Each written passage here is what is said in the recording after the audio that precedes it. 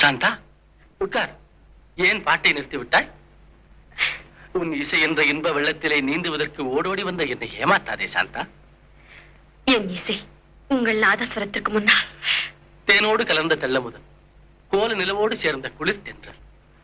இந்த சிங்காரவேலன் சந்நிதியிலே நமது சங்கீத அறிவுகள் ஒன்று கலக்கட்டும். பாடு பாடு சாந்தா, பாடு.